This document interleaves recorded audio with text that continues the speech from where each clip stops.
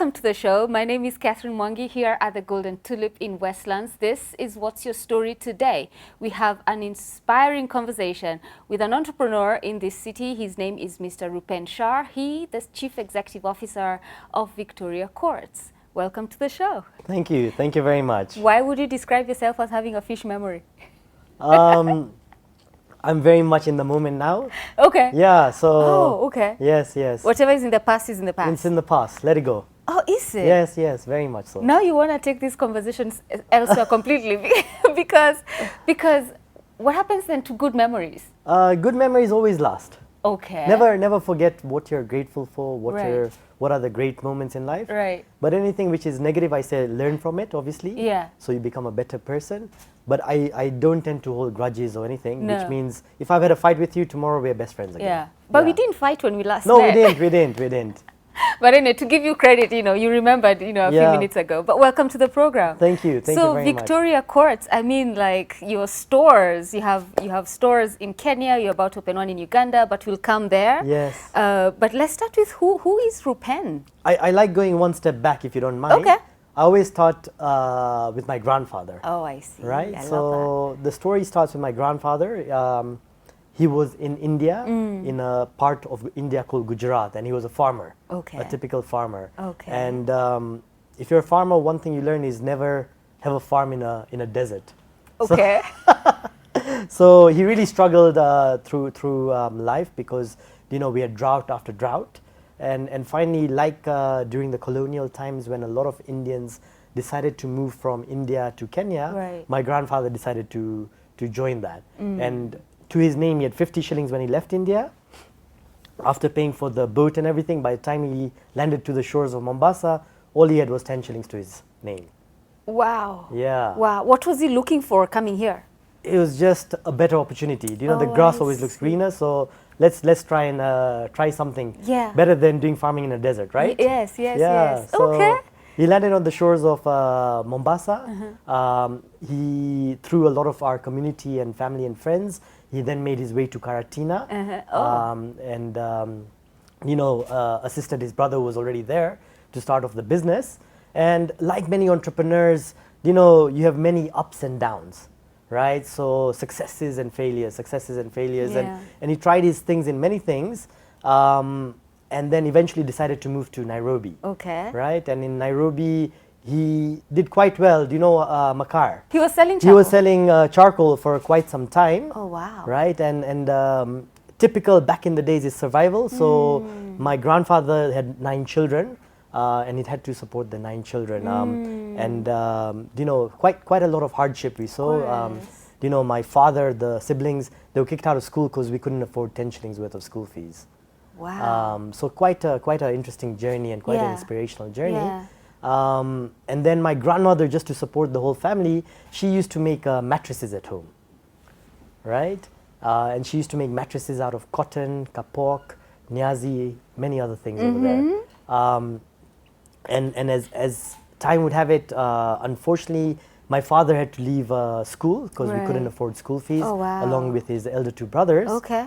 And at that time, we started a company called Super Mattresses. From your grandmother's craft. Correct. Yes. Ah, Yes. Okay. Yeah. So the 3 boys, Yeah. your dad being one of them, Correct. Helped their mom, your Yes. grandmother, to set up, and they worked in the shop. Correct. That's right. So that is our humble beginnings. And then just to add to that story, Yeah. there was an opportunity. There was a new building being built up, and my grandfather, he was a risk taker. He was amazing in the sense that he had 0 shillings to his Yeah, pocket. yeah. But if he saw an opportunity, he ran for it. Yeah. Right. So back in the days, it was called Victoria Street, and many people are saying, "Hey, you sell mattresses, so what about furniture as well?" Right. So on Victoria Street, which is today Tomboya Street, right, we opened our first store. We said this is Victoria Street. We sell furniture, and hence the name Victoria Furnitures was born. Which year was this? This was 1969. So let me see.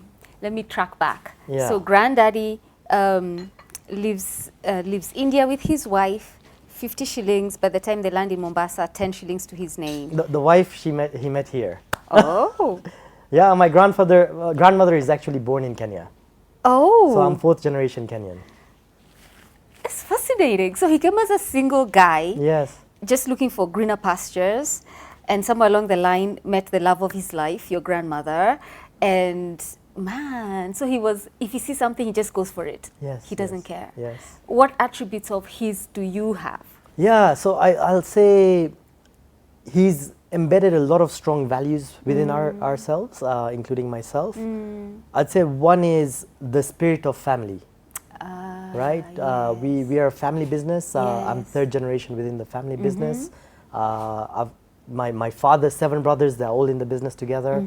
At my level, there are 5 of us, myself and my cousins. Wait, sorry. So your granddad had 7 boys? Yes. Oh! You don't have a sister? Your dad is, you don't have an aunt? 2 sisters and 7 brothers. Yes. Okay, that's pretty fascinating. Yeah. So family then, so he instilled in all of you family values. Exactly. And awesome. that to me is our strength. Yes. You know, we love being a big family. Yeah. And we have lots of things, you know, to keep the family together. Yeah. Another thing is hard work. You know, we always hear of the story of the success, right? And everyone thinks that yes, glory and then fame and everything. It's a magic. Yeah, it just right? came, it just lands. But there's a whole journey to it, right? And there's a lot of hard work and everything which goes behind the scenes. Yeah. And you've got to put that effort to Yeah. reach that top. Yeah. Yeah. The thing I like about your story so far, I mean, it's not even 5 minutes, and, Yeah. and I'm already, your grandfather is very inspirational, is, you know, most family businesses don't survive. Yeah. Because, you know, of course, there's war amongst the siblings, and then there are kids. Correct. So to hear your third generation, so obviously then your cousins Yes. may be playing a part in the business as well. Correct. So it speaks to the legacy of this man who came from India by Correct. boat, you know, and you've built this whole empire. Yeah, so how do family businesses stick together? How do you ensure that, because of course the fights will always be there, Yes, you know, yes. pragmatically speaking. But how do you ensure that even if the fights are there, we have to keep the main thing, the main thing? One critical thing Yeah. is you need to identify that in a family business there's a mishmash of things. And if I were to say the 3 key elements within that, one is the family, one is the business, and then the third is the ownership. Okay. And if you can have mechanisms which are able to handle all of that and Right. try as far as possible to remove the emotion out of it, that is the foundation of success for families. So just to how you have a business, you'll have a board of directors, you'll have rules around employments, policies, Right. procedures. Right. We've done something similar for our family, whereby we have a family council, which is like your board of directors. We have a family constitution which lays down all the rules, what you can do, can't do, etc. And mechanisms to keep the bonding together. So we have monthly gatherings, we have a retreat every 2 to 3 years. So we make it fun. We make it fun. Man, so Yeah. constitution. Yes, yes. So like there's a head of family or head of business. Correct. And these are men or women that must be respected. Correct. Wow. Yeah. Again, so going back to my first question, so who is Rupen? How would you describe yourself?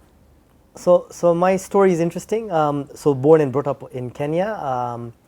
I followed a private education route Yeah. and followed the British system. Yeah. And typically what happened is if you follow the British system, you ended up going to university in UK. Yes. So I went to University of Nottingham with the intention that I'll come back and join the family business. But whilst I was there, when you're there by yourself, you suddenly have a greater realization and you start discovering who is Rupen, right? Because you've always been part of a bigger thing and you start sort of creating your own values, your own beliefs, your own desires, Yes. etc. So whilst I was in UK, it was a great moment for me to try and discover myself and what I wanted to do. Yeah. And one of the things is I never wanted to be called my father's son or my grandfather's grandson. I wanted to build up my own identity, right? And really create my journey Yeah. so that I'm recognized for who I am. Yeah. And at that point, I said, okay, let me try and get a job within UK just for experience and to try and build my for personal development. Yes. And I'll tell you, as a Kenyan, wow, it was difficult. Yeah? Yeah, very difficult. Why? Because you need a work permit and all the different things. Okay. But thank to God and sometimes the stars align. So managed to get a job, and you laugh at this, as an accountant. Okay. So I worked with a company called KPMG. Yeah. So almost worked with them for 8 years. Very, very good learning for me. I mean, I was just impressed because suddenly you're exposed to a new way of working, a new style of leading people, Yes, and a new set of excellence. people, Yes. and excellence, as you Yes, said, right? yeah. So really, really, really actually enjoyed it. Yeah. Many people say as an accountant, it's a boring career. They're just drab people. Sorry, accountant. Sorry. No, that's fair enough. But the perspective I normally put is, don't look for the boring and bad stuff. Look for the great stuff. So I'd always look, in anything I do, I always look for the positive, right? So for me, it was around the different people I meet, the different clients I meet, the different experiences I get. So that is what kept me excited in the role, right? So you worked for KPMG 8 to 9 years. Yeah. What informed the decision? At what point did you decide, okay, I want to go home? Yeah. Did you decide, or were you called? Yeah. So I was waiting for my British passport. And I kept on using that as an excuse to my dad, saying, look, I need to get a British passport. Right. And then eventually I went through the naturalization process and got my British passport. Okay. After I got that, my father then picked up the phone, and I call it an emotional blackmail. They go, Rupen, you've got your passport now. I think it's time for you to come back home. Oh. Yeah, and join the family business, because, and at the back of my mind, I always knew that, because the way I look at it is, my grandfather started the business from scratch. Yes. My father and his brothers took it to another level. Yes. And my dream has always been to carry on with the legacy and really take it to the greatest heights possible. So to me, that was always a passion. I'm always passionate about Kenya, and I just love this country. Yeah. Yeah. So it wasn't so much a difficult decision to make for you at that time. Correct. Correct. Yeah. Because you always knew, this is where I'm going. Yes, I mean, I was. To be fair, I was at a crossroads. Okay.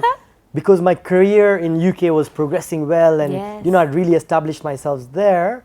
But at the same time, there was that innate calling saying you need to come back. Yeah. Right. So Okay. it wasn't. It was a tough choice, but yet it wasn't a difficult choice. Yes, I see Yeah. what you mean. Yeah. Yeah. It was like catch. What Yeah. do they say? Catch something. Catch 22. Yeah, catch 22. Okay, so then you did something really radical, which I like, before coming back. Yes. Yeah. Yes. What was that? So between leaving UK and coming to Kenya, I said, this is the time for me to live my life. So, and I'm very, very passionate about traveling. Right. So I decided to take, I think it was almost 1 year or 2 years, where I sort of went traveling around the world. And it was incredible, incredible. So, I covered Southeast Asia, Yeah. I did Australia, I did New Zealand, Yeah. and then many countries within South America. So Chile, Bolivia, Peru, Brazil, Argentina. Yeah. And I'll tell you some of the best things I've seen in my life. Yeah. Including the Rio Carnival. I've seen the Amazon forest, the Amazon River, the Great Barrier Reef. So, memories which will, as I said, those good memories, Yeah. they'll still stay with me for Yeah, life. those stay. But you Yeah. weren't doing that alone. No, I was doing that with my wife. Yeah. Okay, so Yeah. how'd you meet her? So we met in the UK. We were introduced. Yes. And then through dating, after that, we sort of got into a relationship. Yes. When you say you were introduced, what does that mean? Yeah, so it's almost like arranged marriages, but I slightly it's evolved over time. Okay. So funny enough, my mother and her mother were classmates, and they said, "Hey, I've got a son," and her mother is like, "I've got a daughter," so let's introduce them. Yeah. And then we sort of dated for a few months, and then from there- thankfully, yes, you are a compliment. correct, exactly. Oh, wow. Yeah. And then, of course, now taking this worldwide trip, of Yes. course, meshed that relationship, because then you get to know each other, especially when you're traveling like Correct, that. correct. Yeah. Yes, So yes. you're backpacking. We were backpacking. Yeah, we were on a skin budget. So What's that like, though? You know, I just read about it. I'm like, I cannot do that. Yes, yeah, yes. but what is it like for someone who's done it? It's an adventure. I'll say take it as an adventure Yeah. because you know, you're trying to be innovative in terms of how to get food and where Yeah. to stay, Yeah. and you try making the most of everything. So we'd sort of do, let's say, if we had a 1 month, we'd probably do 2-3 weeks of backpacking, and then when you hit a city, that's where you treat yourself. Okay. You know, get that good shower and get that good food and everything once in a while. Yeah. Yeah, and go to some modern places and Yes, just enjoy yes. some easy Yeah, relax so you got to treat yourself once in a while. once in a while. Yes, yes. So was it like a whole year back to back every month of the year, or were you having breaks in between? Yeah, so even backpacking is still an expensive hobby. So the reality is we sort of did, let's say, Southeast Asia. Okay. Then I'd come back to UK and get a contract job to fund my lifestyle. Then go for phase 2, come back again. And Yeah. then the final phase was actually quite long. We did a 4-month stretch at a go. Yeah. Spirit of adventure. Yes, yes. So you and your wife are similar in that way, because you don't find couples who are similar like that. So for example, I want the soft life. Yes. So if there's no one tells me about backpacking, I wouldn't do backpacking. So it tells me then you and your wife are aligned in that way. We were not aligned. I had to influence her, and that's why we had to do a little bit of the 5-star with the backpacking. Yeah, treating yourself. Yeah, because I would have been so surprised. Yeah. Like, whoa! I mean, the girls just like to have it easy, nice, Correct, easy, and correct. soft, right? Okay. So Yeah. we'll continue with this conversation after the break, where we'll now come to you landing in Kenya and taking over the business. Yeah. As you have your black coffee, we take a short commercial break. What's Your Story is going to be back in a few minutes with the CEO of Victoria Courts, Mr. Rupen Shah. Don't go too far.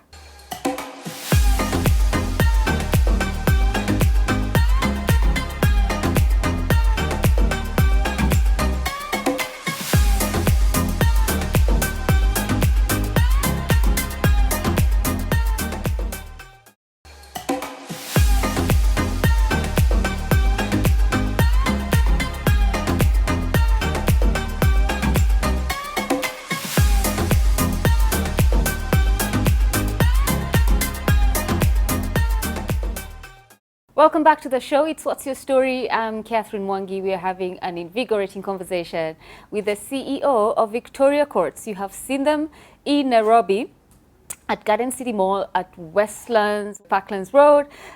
You're also in Mombasa Road, right next to Standard Group, yes? Correct, yes. And, We've recently opened in Karen as well. oh, Karen, Yeah, nice. and then watch the space. We're opening in Riara Road within the next month. Ooh, And expansion. 2 years ago, we opened in Uganda as well. So you're in Uganda too. Yes, So yes. expansion galore. Correct, correct, yeah. So he's Mr. Rupen Shah.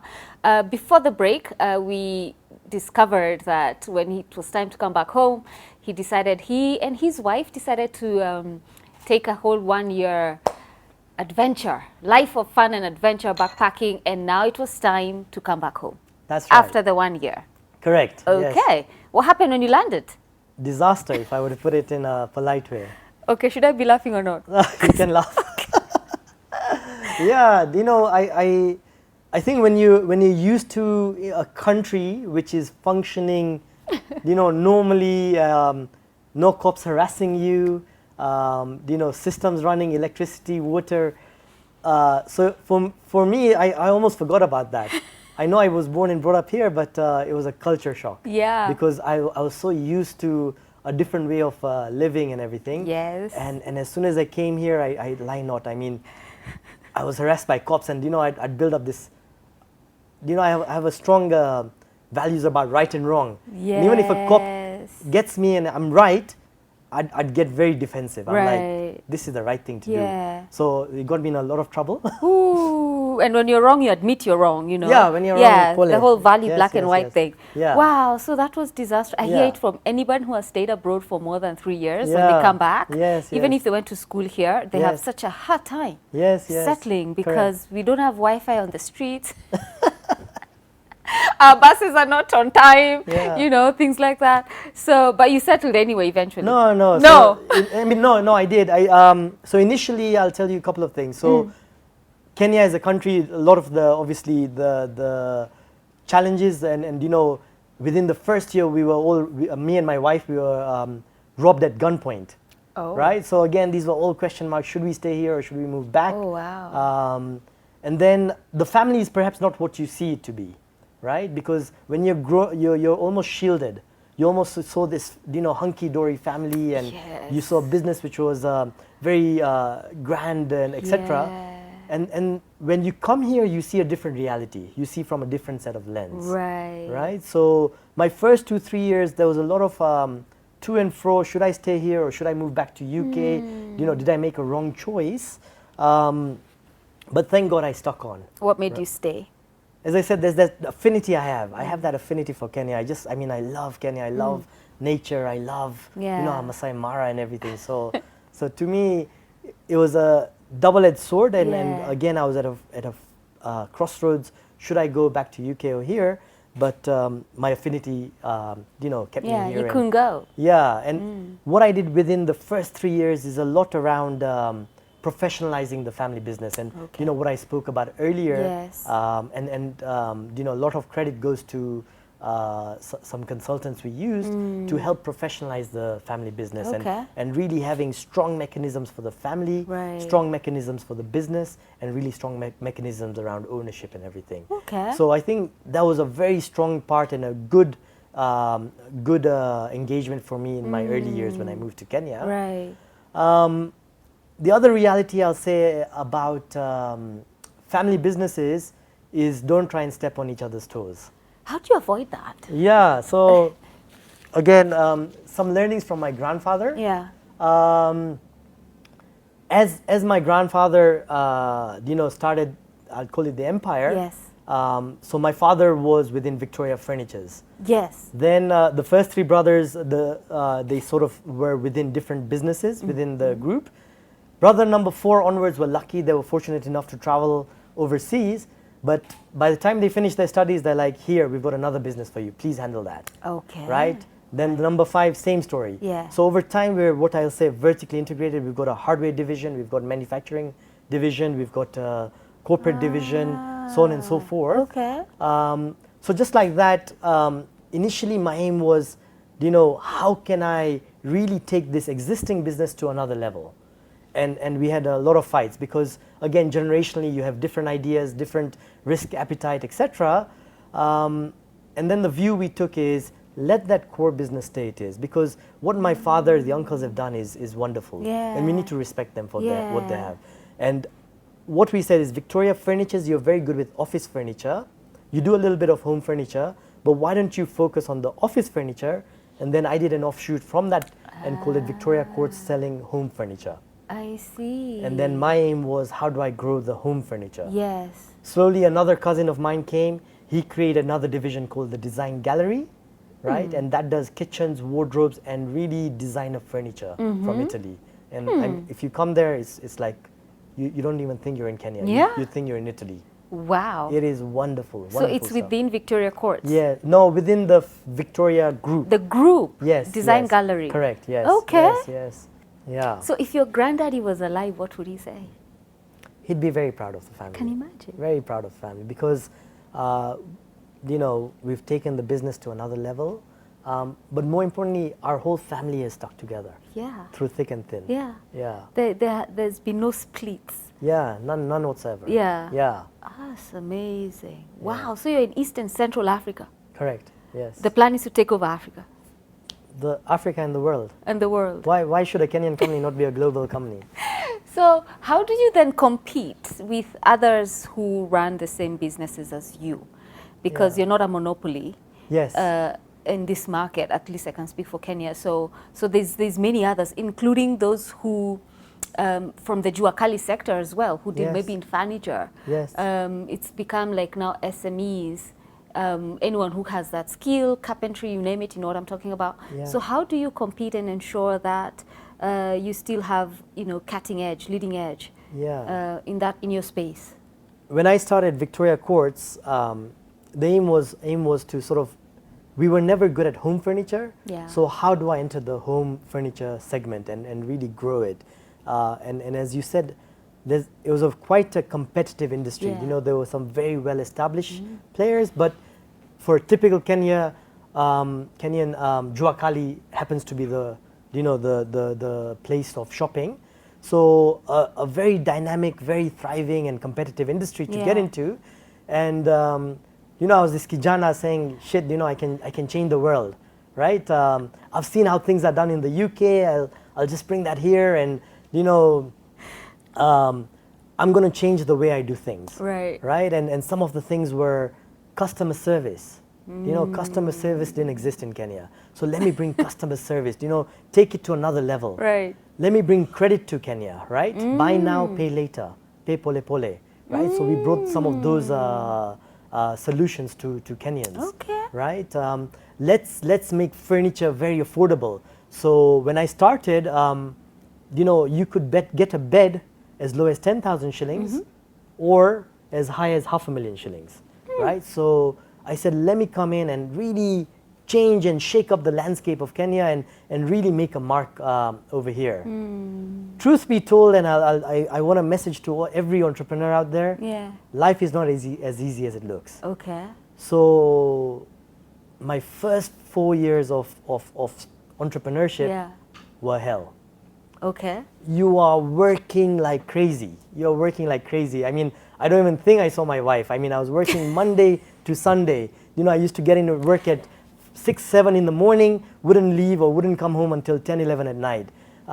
Because you're trying to do 100 jobs at the same time. You are HR, you are marketing, you are buying, you are accountant, you are everything, right? Wow. So it was very fun. If you have a passion, it's okay, right? Yeah. But it was a lot of sweat and toil towards that. Yeah. The other reality is, whatever you imagine the sales to be, the reality is half of that.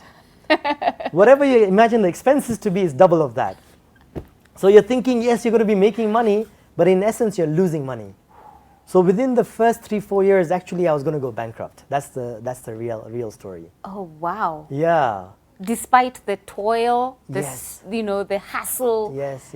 You are going to go bankrupt. Yes. And it gets very lonely at the top because you start doubting yourself. Have I made the right choices? Right? Is the business model making sense? Is it successful? What could I have done differently? Because here I'm thinking I brought customer service, I brought financing, I brought, furniture which suits every price point and everything. But yeah, the reality is very different. For a business that's blessed as yours is, for a family that's as blessed as yours is, there must be ways in which now you say, and I think also that stemmed from your grandfather. Correct. So we're going to have to now give back. Yes. And how do you do that? Yeah, so you talked about earlier, what are some of the values our grandfathers imparted? But giving has always been part of our DNA. And I'll tell you, despite my grandfather not having enough money, kids being kicked out of school, he was a giver. Even if he had 0 to his name, he'd make sure he brings guests and feeds them. Because the reality is he survived through that journey with people helping us out. So it's only our duty to give back. Yeah. Right? So from a young age, I tell you, he was a man of a golden heart. He'd always entertain people, he'd always lend money to those in need without asking. Even if he didn't have money for home, he'd say, let me help these other people out. Right? So that has been ingrained through our DNA from generation to generation. And we've maintained that throughout. For the last 30 years, we've been supporting a place within Kangemi slums, and feeding 1,000 women, 1,000 children, and 500 men. Every Sunday, we'd give them unga, bread, milk, etc., just to help them see through that week. Wow. Right? We sponsor a lot of children through education. Right. I always say even business is a way, because my vision is, if I keep on growing, I give greater opportunity for employment. Right? And even my employment, if I were to look at the last 40 to 50 recruits, at least 50% of them have been people from a disadvantaged background, whereby they finished high school, didn't have money to do university, and I said, let me take these people on, let me give them an opportunity, let me give them a platform to succeed in life. So even through the business, we're able to do that. And then we have a very active program around tree planting. because indirectly, we're affecting the ecosystem through selling furniture. So on average, every year we'd plant at least 5,000 to 10,000 trees, and that to us it feels it's a social responsibility. We owe the environment. That's amazing. Yeah. So within the family, do you compete? So for example, the brother handling design gallery or any of the other divisions, manufacturing, distribution, is there competition? It's a healthy competition. Yes. It's a very healthy competition. Yeah. We all want to be the best. Yes. We're very competitive in nature. But because we complement each other very well, we also see how we can get the synergies out of the group as well. I see. Yeah. I see. So do you have awards for the one who brought in the most profit at the end of your financial years? Not as yet. We're still going through that journey. You're still going there. Yeah. Okay. Yes. And then where do you find time for leisure? First of all, what do you do for leisure? So travel is obviously a big thing for me. I love my holidays. Yes. And I love Masai Mara. Is it? Yes, yes. How many times can one go to the Mara? Because I can't do more than twice. And I've done my 2 times. In your lifetime or a year? In my lifetime. Oh my God. When I was in my 20s and my 30s, done. Wow. I think I've done that 30 or 40 times. I'd go on average once a year or so. Or if not Masai Mara, Sweetwaters or something else. It's the same thing, like No. nature and animals. I love it. I love it. Really? Yeah. This is one of my callings for Kenya. I just love nature. And it's funny, I probably appreciated it more when I went to the UK. Because when I was growing up here, I took it for granted. Yeah. I think when you're away and you realize what wonders we have in Kenya, you start appreciating it a lot more. But it's one of my passions. So you enjoy like the game drives, Yes, the yes. balloon rides, whatever. Yes. 30 times, 40 times. I can do it. I can do it 10 times a year if I had the chance.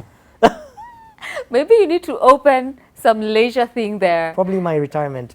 Yeah? No. strategy. For now, like you get into hospitality Yes. and then you decor it with Victoria Courts, Yes, furniture yes. and everything, and we can maybe come to something 5-star. I don't Absolutely. know. Who knows? Absolutely. My wife will be happy with the 5-star.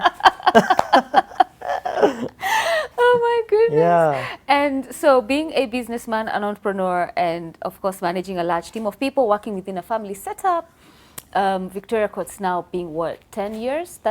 11?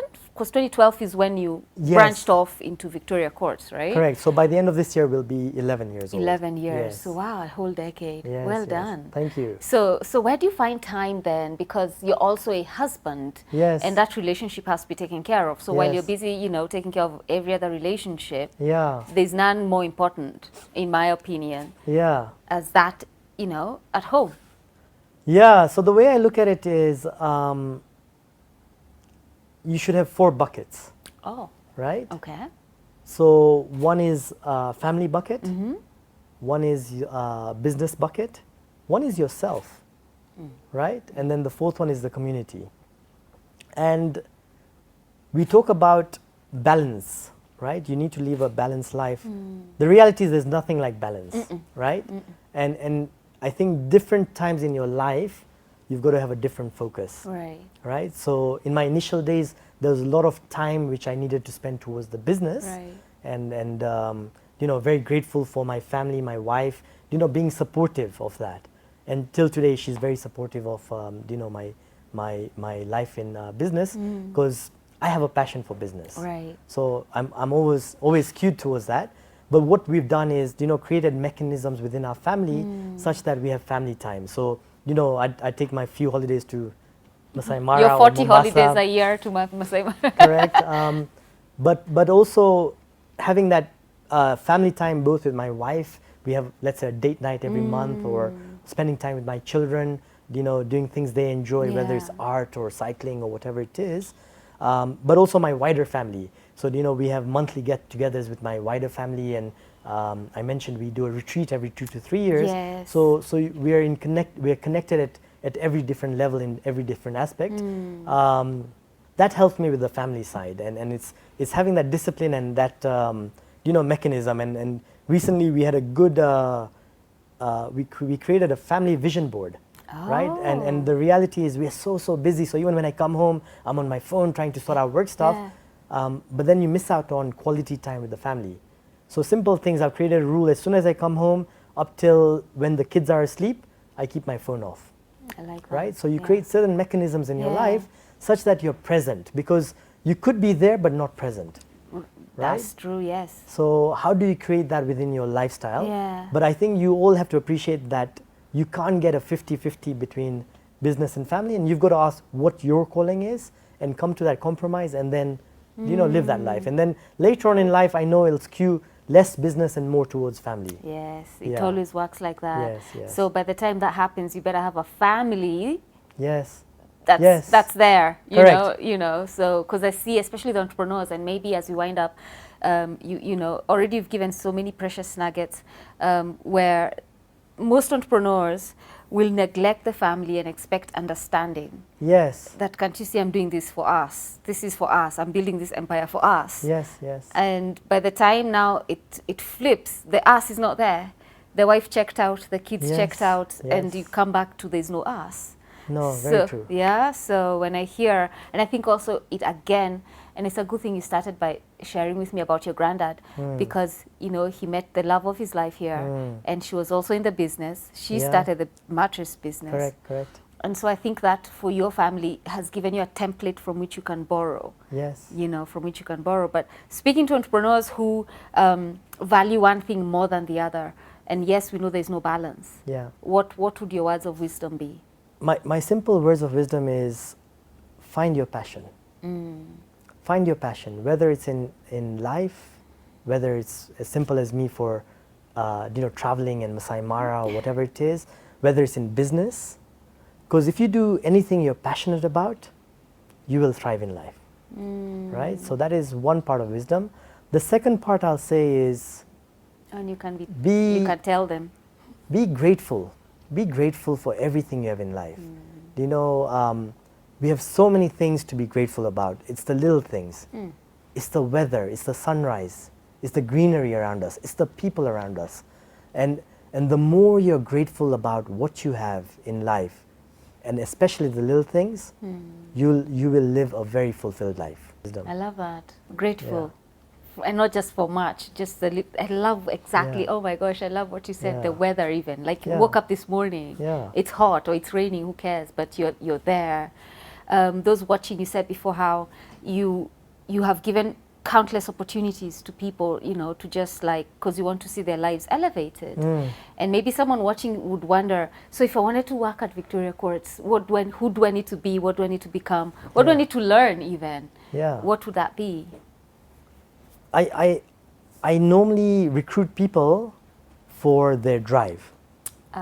If they have a willingness, right? A willingness to grow, a willingness to succeed, right? To me, that is the critical element, right? And then I'll give you the training school and everything which is required to get you from A to B. Yeah. Right? So you need to see fire. You need I to have see to this see fire. fire. I think it has to come from inside. Yes. I can't teach people how to be motivated. Yes. That has to be intrinsic within you. That is so true. Gosh, you're saying all the things that I believe in myself, because you can train anything. Yes. But you can't train fire. Yes. And the thing is, you can't hire dead people. Correct. Like it has to be inside you. Like when I hear about people who've worked with you, especially those first 3 years, and who would jump through hoops and maybe work late with you, come early with you. And those are, the people you want to walk with you, even as you grow, you raise them, right? Yes, absolutely. Yeah. I mean, I've had one of my security guards started as a security guard, and today she's our top salesperson. What? Right? So I've got amazing journeys. I've got someone who started as a part-time sales staff, and today is one of my head of sales. What? So we have very, very interesting stories, because if you have the passion, if you have the desire, the willingness to grow and really drive, you can get to places. It's true. Yeah. It's true. You have to want it yourself. It has to be personal. Okay. So we are for real winding up now. But I have two lighter questions. What's your favorite food? As much as I say I'm a Kenyan, I love my Indian food. Yeah. I love my Indian food. And there's a street food in Mumbai called Bhel and Pani Puri. So that's my go-to place. Okay. Yeah. So because you're not in Mumbai right now, where do you find that here? Couple of Indian restaurants here. They have that? Yeah. Oh, okay. So chapati and slush. What's your favorite thing to do on the weekends when you have free time? Spending time with my children. Oh. They're the joy of my life. Yeah. I love it. Yeah. What do you Yeah. do together? A whole host of things. Okay. So we'd go do different things. So we'd go to Karura Forest, we'd go cycling, we'd go and do charity. You know, I told you we support in Kangemi slums. We do art and craft, and Yeah. my son loves Lego, so we do lots of Lego. Oh, nice. Yeah. Do you cook? I do cook, but Oh. my wife is a better cook than myself. What do you cook? Yeah. What do you know to cook? Generally most dishes. But when I've got someone better than me, I might as well enjoy the food. So that tells me it's a long time since you're in the kitchen, huh? Correct. Yes. I've been kicked out of the kitchen because I'm a messy cooker. Oh gosh, use all the utensils, everything. It's all spread out. So I've been told by my wife, don't worry, I'll do the cooking and you just enjoy the meals. Yeah, even I wouldn't want you in that kitchen. Oh gosh. Okay, your final words. Now it's a goodbye. So we are saying goodbye to the viewers as you say your final words to them directly. Thank you very much. What I'd say is, if you want to get from A to B, there's a lot of, take inspiration from all the stories, take inspiration from all the people around you, but behind all that inspiration, there's a lot of perspiration required. There's a lot of hard work to really enjoy the fruits at the end of the journey. And if you're very clear, very focused, and have a great intent, anyone can make it. My grandfather started with 10 shillings, and today he's already created a legacy, and I believe anyone can do it. Thank you. Awesome. Rupensha, I had a blast having a conversation with you. Likewise, thank you. Thank you so much for coming on the show, sharing your story. You've shared such powerful nuggets. My take home is just, I admire and commend how, as a family, you have kept your grandfather's legacy. Yes. I mean, for me, that's just, it's mind-blowing. Yeah. But of course, everything else is beautiful that you've done. But just that one aspect for me, Yes. I love it. You have honored the man Yes, who got on a absolutely. boat. Yes. And so you're Kikuyu then, because he came to Karatina. Exactly. Yeah. Do Exactly. you have any Kikuyu words that you know? You're going to catch me off guard, right? Atirere okomondo nikwega munno. I don't know what she said. It's fine. I'm Kikuyu and I do not know what she said. But thanks for coming on the show. Thank you very much. Thanks for having me. And thank you for watching What's Your Story Tonight. The show goes up on YouTube right after this. Get in touch with us if you want to share your story as well. We just do inspiration here and have a good time, and hoping that you at home get inspired and get nuggets that improve and elevate your life. My name is Catherine Mwangi. Thank you to Golden Tulip for this beautiful room. And until next week, you stay well. The Golden Tulip Westlands Nairobi is a premium 4-star hotel located on 65 Muthithi Road in Westlands, close to the Sarit Center, Westgate Mall and the National Museum of Kenya. Experience the flavors of an assorted array of local and international dishes. Our buffet breakfast has a large variety of options at the Tulip Restaurant. The Temptation Restaurant is all about enhancing your dining experience.